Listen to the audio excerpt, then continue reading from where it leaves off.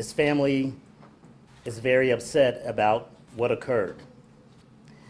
Kind of walking you through what happened is on Friday morning, we met with the police chief of Cincinnati, and we viewed the body cam video of what happened with the police involved with Ryan. We stayed at the chief's office for about an hour and a half, and what we saw was this. The family was upset, as you can imagine. I'm asking for forgiveness, and I've been praying hard for the officer that my grandson. I've been praying hard for him and his family because I know he's hurting off this. As I seen in the video about my grandson, I seen two scared people. I seen the officer scared, and I seen my grandson scared. Taught each one of them how to play the game. We are very close family. This is us. I can't even express how I feel right now about, I'm angry because it shouldn't have never happened. I want to find out exactly what steps was taken and the protocol. And if everything comes out that it's not what it should have been, we need to do something about change. All right, what's up with it, y'all? So look, man, I'm coming at y'all with like a little update on this whole situation that took place where a young man lost his life and his father got revenge in his own way on the police officers that took his son's life. Now, it wasn't the direct police officer that took his life, but I'm just saying in general, they all are cops, police, 12, whatever you want to call them. And, you know, he took one of them out. Now, look, basically, well, let me start this out the correct way by saying RIP to both people who lost their lives.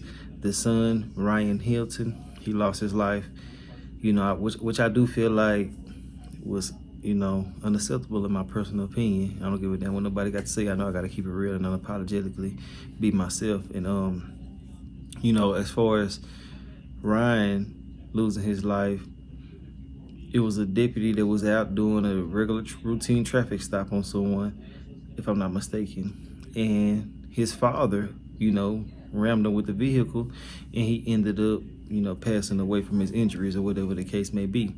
Now, Ryan was allegedly with a couple of guys who were in a stolen vehicle, and they had firearms.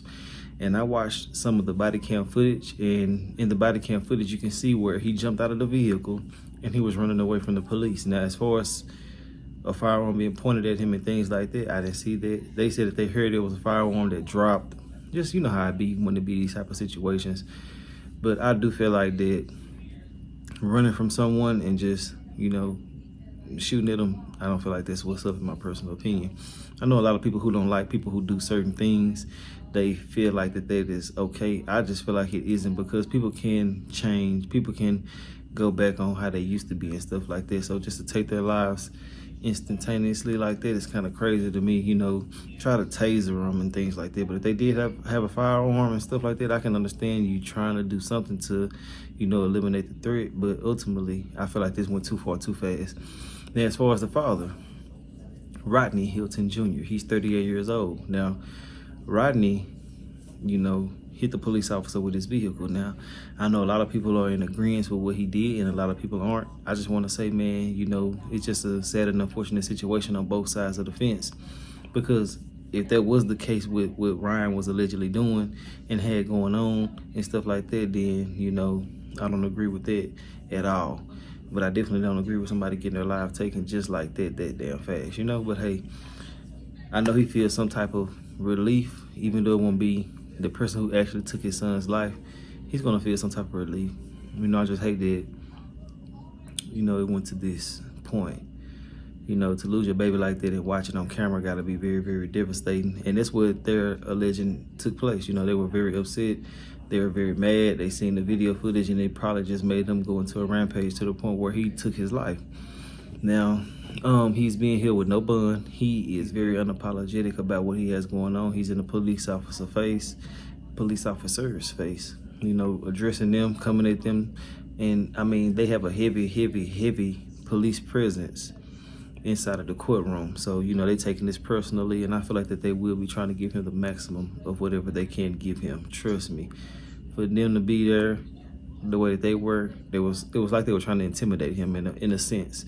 And everything I'm saying in this video from beginning to the end is all allegedly, but you know, there's different videos floating around about the situation, but I do have the police speaking about the situation. I have the family speaking about the situation, and I got things that led up to it too as well. I just want to say, man, it's just sad and unfortunate that so many people are out here, you know, doing crime, and so many people are out here taking lives.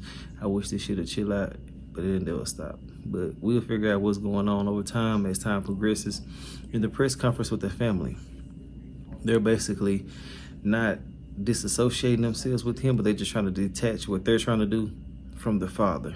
So basically they are wanting their rights for Ryan, and they're saying that what the dad basically, this is what they're basically saying, what the dad did is not associated with what they're trying to do. And I can understand them trying to, you know, differentiate the two, because you don't want to be associated with this type of, you know, things when you're fighting for justice to get some type of compensation or to get someone, you know, in jail. But ultimately, man, I want to know your thoughts and opinions on this whole situation. I see a lot of mixed reviews about it, but I just want to say my thoughts and opinions on it like I just did. It shouldn't have happened on both ends, you know, and I do hate the fact that a lot of people are just jumping to take a life versus actually trying to work stuff out with certain people. But hey, they shouldn't be doing crimes if that's what they're doing. But, you know, people are young, they make mistakes, so it is what it is. But hey, I done said enough about everything. Let me know your thoughts and opinions on this whole situation, and I will holler at y'all later on another video. All right. News: the man accused of hitting and a Hamilton County deputy with his car yesterday is now being held without bond. Rodney Hilton Junior made his first court appearance just about an hour ago, and WLWT News 5's Giacomo Luca was there in the courtroom for that hearing. He is leading the way with what unfolded. Good morning, Giacomo. Tiffany, a very challenging morning in the courtroom. Rodney Hilton Jr. appearing to show no remorse for that alleged attack. As he was being escorted out of the courtroom, he appeared to shout at deputies he's going to be gone forever, though it's unclear if he's referring to the deputy that he's accused of or his son, who was killed by a Cincinnati police officer on Thursday. Here's what we learned from court earlier this morning after that tense appearance, surrounded by dozens of deputies inside and outside the courtroom.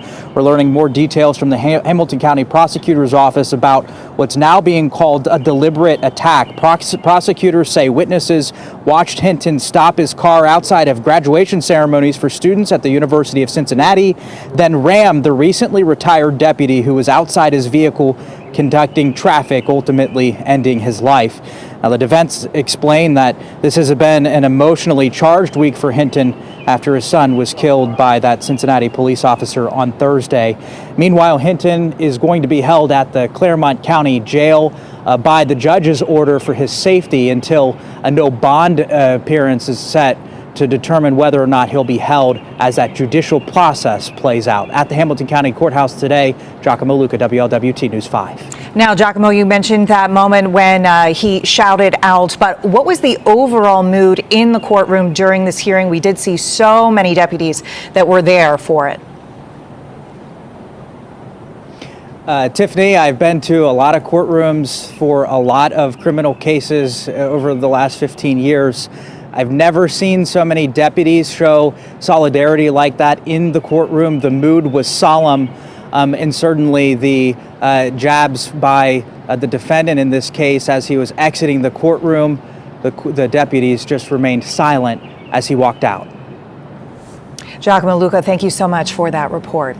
Now, this case linked to another deadly incident. The man suspected the deputy, Rodney Hilton Jr., is the father of an 18-year-old who was killed by police in East Price Hill on Thursday. Cincinnati police have released the body camera video showing the moments that led up to one of their officers killing Ryan Hilton after police say they'd tracked down a stolen car to an East Price Hill apartment building.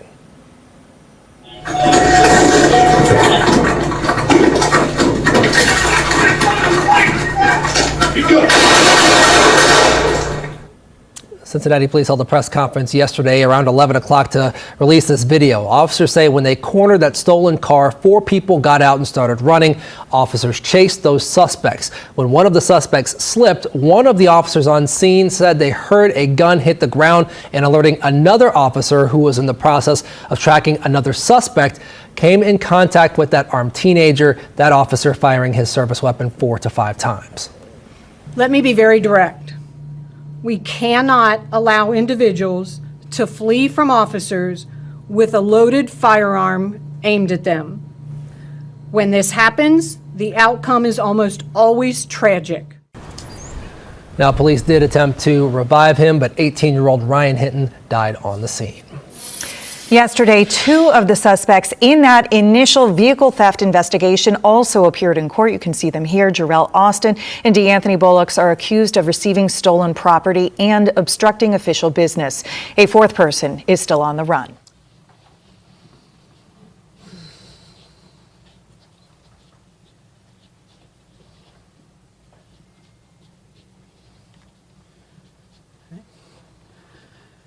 Hi, good evening, everybody, and thank you for joining us here this evening. Gathered to give you an update on an incident that you're aware of, I'm sure, happened earlier this afternoon, approximately 1 p.m. We had an auto accident at Martin Luther King, Burnett Woods Drive, where a Hamilton County deputy was struck. He was outside his vehicle conducting traffic enforcement. He was struck by a vehicle. It saddens me tremendously to make you aware that he has since passed. I think what is significant for people to know about this accident is the officer was just out doing his job, directing traffic up near the University of Cincinnati for what was supposed to be a glorious day for many. What is significant also to know about this auto accident, as you know, we had a critical incident yesterday in the city of Cincinnati, an officer-involved shooting at approximately 9 a.m. yesterday morning. There is a connection between these 2 incidents. The driver of today's vehicle that struck a deputy has a family relationship with the 18-year-old that we shot yesterday. So that is currently under investigation by both our homicide unit as well as the traffic unit. Traffic unit and homicide are jointly investigating the traffic accident. Again, it saddens me to report out that we lost a law enforcement officer in this city today, in this county. My heart goes out to his family, to the Hamilton County deputies, and the sheriff and her leadership team standing here with me today, and to all the members of their organization. With that, I'm going to let the sheriff say a few words. Thank you, Chief. It is a very sad day, and it's a very sad occasion, and the very first thing I want to do is offer my condolences to the family and friends of our deputy. The men and women, the men and women that you see here behind me, all knew our deputy, and he was so well liked and so well known. We could fill this building with the law enforcement agencies that respect him, love him, his friends, his family. We are so deeply saddened. I want to thank the Cincinnati Police Department, Chief Thege, her men and women. As I understand it, one of the first people to reach our deputy and render aid was a Cincinnati police officer. And he worked and did his best for our deputy, and we will forever be bonded for that effort. I want to thank the community for paying attention and supporting us. We need support. Please support us. Please support our deputy, who I can tell you, I knew the man, and I knew what a tremendous, tremendous person he is, and what a tremendous loss we have all suffered. Cincinnati Police Department is in charge of this investigation. Therefore, they are the lead agency They will answer any and all questions regarding any investigation surrounding the death of our deputy. And I just can't express to you how sad, how incredibly sad we all are, and what an incredibly wonderful and dedicated deputy this man was. So thank you very much. In keeping with the establishment of Marcy's Law, we are not going to be releasing the deputy's name at this time, but I will take a few questions. Chief, given the relationship to yesterday's shooting, is this being, the investigation, being treated as a homicide investigation? Right now, it is still under investigation to determine exactly what it is, but since a homicide unit was the lead on yesterday's incident, they are involved in a joint effort with the traffic unit on today's incident. And is there any description of how the vehicle entered the intersection or anything along those lines that can be released at this time? Yeah, not at this time. Too preliminary at this time, too early. We heard that the deputy was recently retired. Is that accurate? That is accurate. Our deputy had just retired just a few months ago and continued on in service as a special deputy with all of his experience. We were incredibly glad to have him. Chief, is the person who hit the deputy the father of the person who was shot yesterday? Yes. Last question. Do you know what the make of the vehicle was that was involved in the incident? I do not know at this time. Will there be a procession, Sheriff? Yes, we will have a procession. I can tell the public and all of law enforcement out there that our deputy will not be alone. He is not alone. He will not be alone. There will be someone with him until the day that he transitions to higher ground. So, thank you. Thank you. Thank you, everybody. Real quick, I do want one last comment. So this community, not just the law enforcement community, but this community in our city and our county has had 2 critical incidents in 2 days. I do have a plea to everybody. Let the processes play out. Let the investigations play out.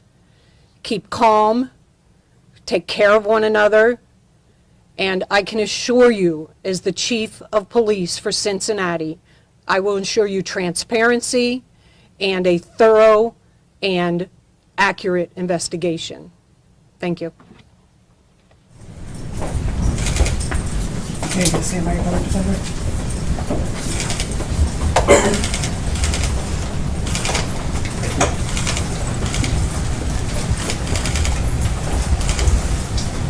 Good morning, Mr. Hinton. Good morning. He said good morning, Judge. He's very soft-spoken. Okay, all right. Thank you. All right, anything as to probable cause? Your Honor, we'll waive probable cause this morning. I have submitted designations for John Kennedy and Timothy Bicknell. They will be the attorneys of record handling Mr. Hinton's case. I'll be handling the arraignment this morning. All right, thank you. Mr. Prosecutor, or anything as to bond? As to bond, Your Honor, thank you. Your Honor, we understand this is a very, very serious, very terrible charge that Mr. Hinton is facing. He has a risk, but he does not have a history, Judge. He has no felonies in his record. His risk assessment score was a 1. He had no juvenile record. He works at UDF. He's married. He's a father. He's a graduate of Purcell Marion. I understand that this is an emotionally charged situation. I understand that Mr. Hinton's son may have been killed by the police earlier in the week. There was a review of that video. I understand that there is a lot of sadness and a lot of anger in this room right now, but in the community at large. I would just ask the court to set a reasonable bond in light of everything and to allow the our constitutional process to play out. All right, thank you. Andy, you've given me pretrial services sheet. Is that right, Mr. Moran? All right, the court has had a chance to review that and his past history. Is there anything from the state through the prosecutor? Yes, Your Honor. Ryan Nelson on behalf of the Can you prosecution. give us more volume, please? Yes, Your Honor. Ryan Nelson on behalf of the prosecution. What we believe that the evidence will show is that yesterday, on or about the 2nd of May, the defendant was traveling, I believe it would be eastbound on Martin Luther King Avenue at MLK, I believe at Burnett Woods, at the intersection, I believe immediately north to the rear entrance of the University of Cincinnati. The defendant stops his car. The defendant, in a way that was calculated and premeditated, lined up his car, deliberately accelerated his car, and purposely caused an on-duty deputy sheriff who was doing a detail at that intersection. As such, we are going to be seeking indictment for aggravated, and we would request, in accordance with ORC 2937-222, for a no bond hearing. That rule requires that hearing be set within 3 business days, so we are seeking to set that date on the 6th of May of 2025. That will be next Tuesday. Thank you for coming out. My name is Michael Wright, Attorney Michael Wright. I'm going to introduce Attorney Fanon Rucker, Attorney Robert Gresham, Attorney Anthony Pearson. I'm going to introduce Mom, who is Tori Jackson, Grandma, which is Tanya Larkin, and Dad, which is Rodney Hinton Junior. Grandfather, excuse me. We're here because we represent the estate of Ryan.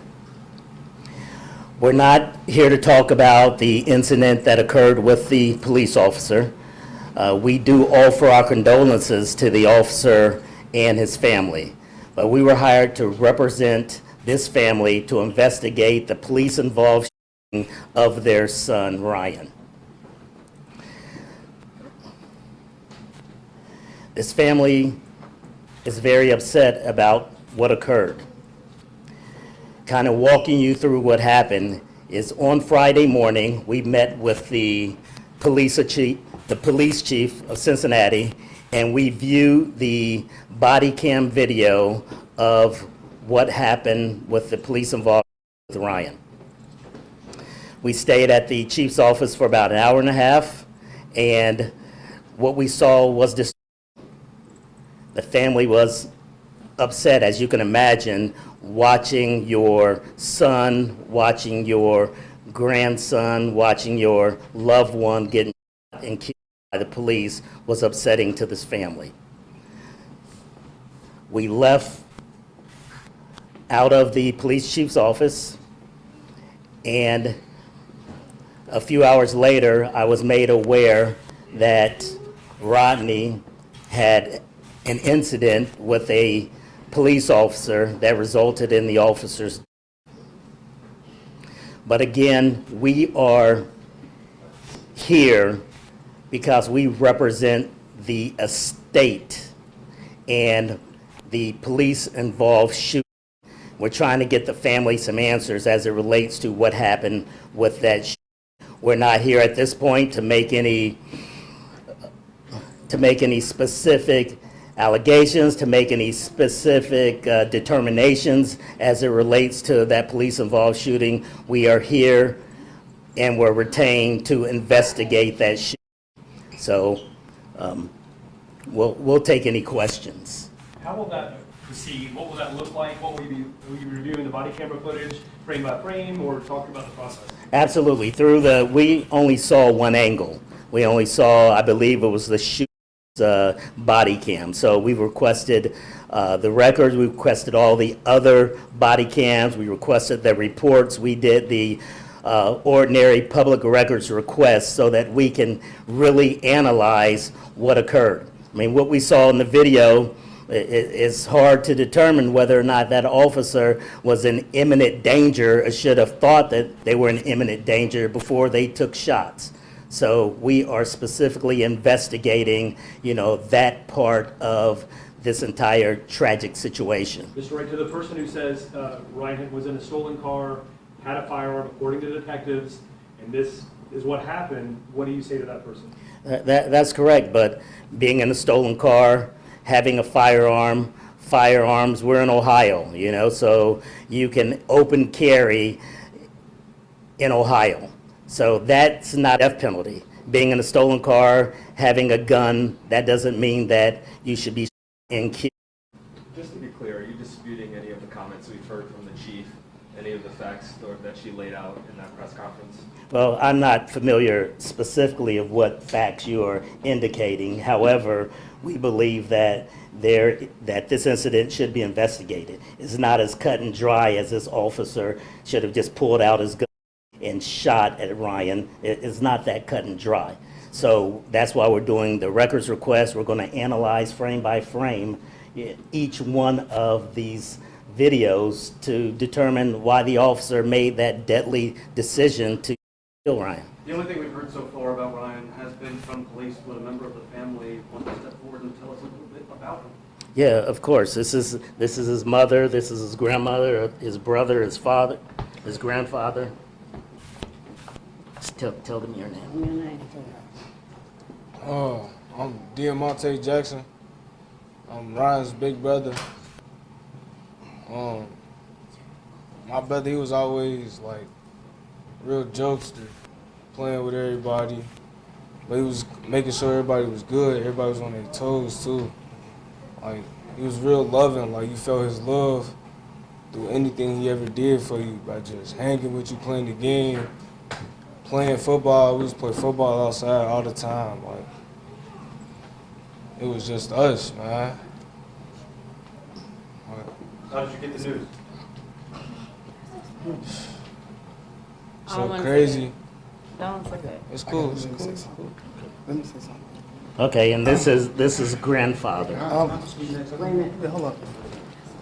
I'm Rodney Hilton Senior. I want to give a condolence out to the officers that got killed. My whole family. I'm asking for forgiveness, and I've been praying hard for the officer that my grandson. I've been praying hard for him and his family because I know he's hurting off this.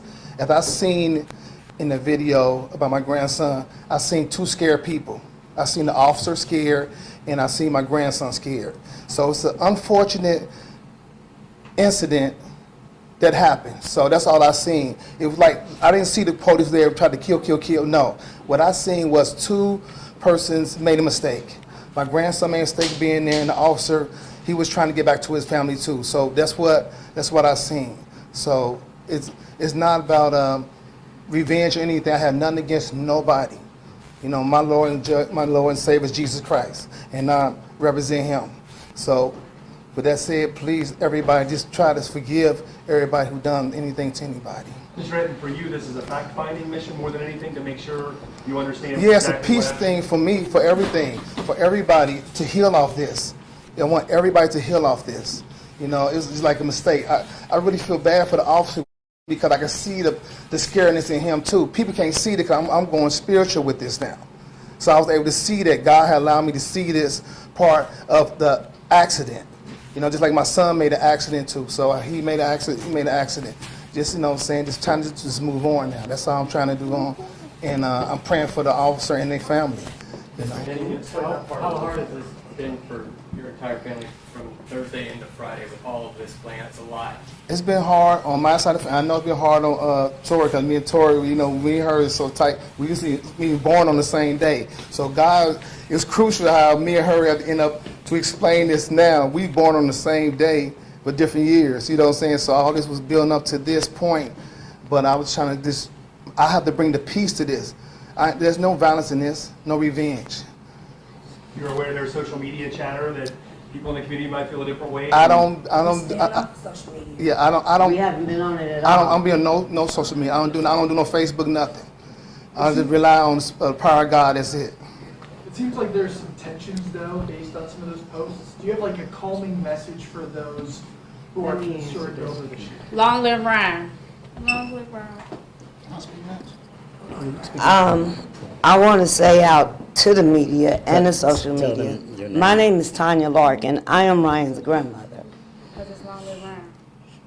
Ryan was a sweet, gentle giant that played with everybody all the time. You see all the younger ones? That was a PlayStation buddy. He made it a point to make sure that he played with each and every last one of them whenever he was around them. He included them in the game process. He taught each one of them how to play the game. We are very close family. This is us. I can't even express how I feel right now about, I'm angry because it shouldn't have never happened. I want to find out exactly what steps was taken and the protocol. And if everything comes out that it's not what it should have been, we need to do something about change in training and diversity and understanding us as a black culture. We as black people, we don't deserve to be killed just because we're running away from the police. We're scared just as much as they are, whether we did something right or wrong. This is everyday life for us, being scared of the police. Take that in consideration while everybody is making comments on the parent should have did this and the parent should have did that. Okay, come on. Because I ain't worried about it. Would you share some thoughts or else? What's your name? My name is Marlon. I'm Ryan's cousin. My condolences to everybody involved in this. I just want to say, Ryan, I'm so sorry. God, please watch over the rest of my family. I want to address all the negativity and saying he was being a stolen car, this and that. Listen, he was supposed to be at home that night and shit. Let me get this out. He had no business being in a stolen car, man. He had a bed to come home to. He slept in a car. He couldn't get in the house. All right. He called me like 6-9 times, like between 12 and 1. He called me trying to get in. Texted me. And I was asleep. Ryan, I'm so sorry. This was never supposed to happen to you. Ever. I'm so sorry, Ryan. I'm so sorry, Ryan. Just know he wasn't supposed to be there. He wasn't supposed to be there. He wasn't. He was scared. He tripped and fell. He must have been so scared. I'm so sorry, Ryan. Just that, like everybody just talking shit about him. Just know he wasn't supposed to be there, y'all. Mr. Wright, may I ask you real quick? Yes. Do the investigation and it unfolds. Is there a possibility of litigation, or just help people understand what could be down the road? Well, again, we're investigating. When we get all the information that we've requested, then we'll make a determination as to next steps. We have to analyze all of the information we receive, all the body cams, all the different angles, and then we'll make a determination as to what next steps are. Whether that's filing lawsuit, whether that's litigation, I don't know at this point, but it's an ongoing investigation, and we will, once we get all the information, we'll then make a determination. I just want to ask, pain that your family is feeling is clear right now, but in that statement, you made a point to notice and acknowledge the pain that the family of the fallen deputy is feeling as well. What was in your heart when you did that? Why did you find the need to acknowledge your pain as well? Well, reason why, because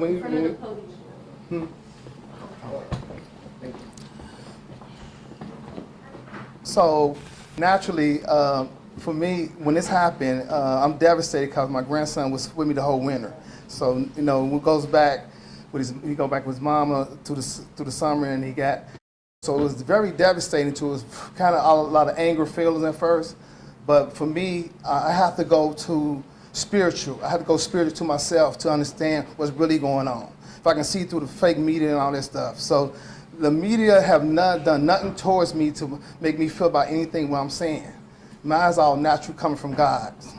You know, so I just, you know, it's hurting on both sides. Everybody's hurting off this. You know, the family, the officer, I was crying about what happened to the innocent officer. You know, so that's all it's all about. It's all about healing each other, you know.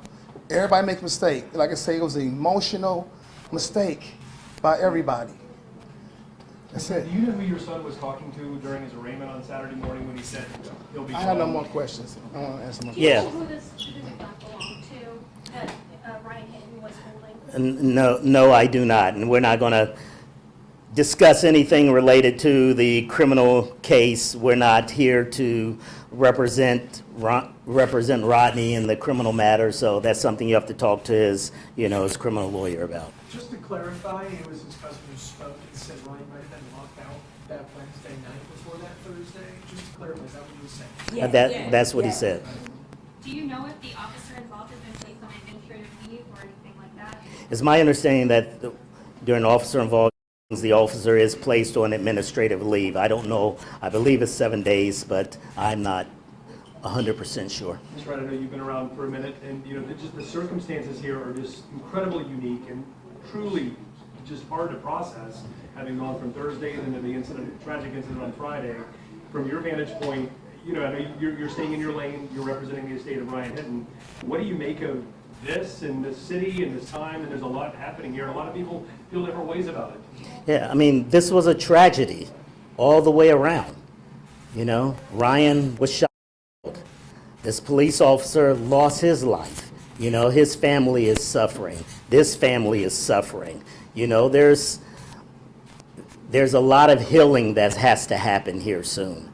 We are still investigating, as I indicated, but, as Rodney Junior said, everyone's hurting, Excuse me, Rodney Senior said where everyone's hurting, and there's, there has been nothing at this point that's been good about this entire situation.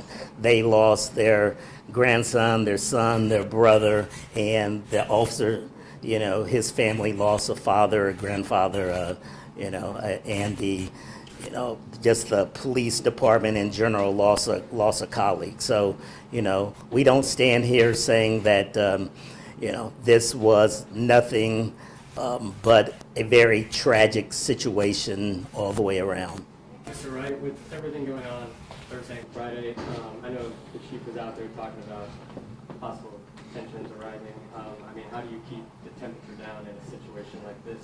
Well, just by what we're doing now. We want everyone to just forgive one another. We want everyone to kind of just wait and let this process, play itself out. Let's see what the investigation for the shooting of Ryan turns out. Let's wait and see what the investigation as it relates to Rodney, and just pray for the family of the officer, pray for this family. So that's, I would hope that the tensions in this city would relax, that everyone would just wait and not rush to judgment on either side, and hopefully we can get through this this very tragic situation. Mr. Wright, too, one other question. When we all leave here today, what is one thing you or the family want us to take away from Ryan himself? That he was loved. You heard the message, that he was loved. What we know is that we have a natural tendency in society to line up along the sides that we believe, even if at some point our positions may not be supported. What we have to do in this community, as an example, is recognize that life is life. Most of us have experienced some loss in our lives. Most of us know what it feels like not to have the phone call from that person that we were able to talk to the day before. And if all of us recognize that pain, If all of us recognize that sentiment, then all of us can understand the commonality of the injury and the pain that we collectively have to sympathize with the other side. Even if we don't particularly agree with what we believe that person did before they lost their lives. Even if that's our position, we have to understand that somewhere within us has to be understanding and mercy. And that's a community offer and direction. What we're talking about, what we're doing as the Courtroom firm, is about process. We're all here because of an incident. And certainly some people say, well, you know, he was doing bad stuff. Even assuming the truth of that, there's procedures and there are policies that require those who hold life and death in their hands to move in particular ways. Our objection is the question of whether or not those policies and procedures were followed, which led to the unfortunate and tragic death of an 18-year-old. We can argue all day about all of the society problems that lead people to places where they shouldn't be. But that's not our question, nor are we trying to answer that by this process. We are answering or looking for the answer through our investigation of whether or not it was proper, whether or not the policies were followed appropriately, and whether or not by law and by facts that tragic death was considered in the eyes of the law as justifiable. I can promise you, under no circumstance are the family members who were here will ever believe that it was justifiable. Trust me on that. But I can offer to you that we collectively need to, as Senior said, find a way to love and forgive one another and look at our commonality to stop all this vitriol, this anger, this taking sides, this dart throwing, this hatred. Because there is no good that will come from it on either side. Judge Rucker, this may be a technical question for you or a family member. It was Friday afternoon around 1:30, or sorry, not Friday afternoon, during Thursday's incident. What, was Ryan 18? Was he in school? Was he out of school? What was his? He was going to Don, and Was Don going to just closed. And they closed, so he had not re-enrolled at CPS, for example, or whatnot. That's unfortunate, yeah. So I'm sorry that was the case. So, Mom, would you care to say a few words on Mom, just shed some light where you are? No. That's fine. Thank you. Thank you. All right, well, if that's it, we're going to end this press conference. Thank you all for coming out, and She wanted to say something. and pray for all these, and just pray for all these families. That Zara, you want to say something? That's his sister. That's his only sister. Go ahead, say something. Hi, I am Ryan's sister, only sister. And me, I did. No, you didn't. Oh, hi, I'm Zuri, and I am 10 years old, and I'm Ryan's only sister. And me and Ryan is 8 years apart. And Ryan was quiet. Ryan was the funniest person I ever met. And even though we used to fight a lot,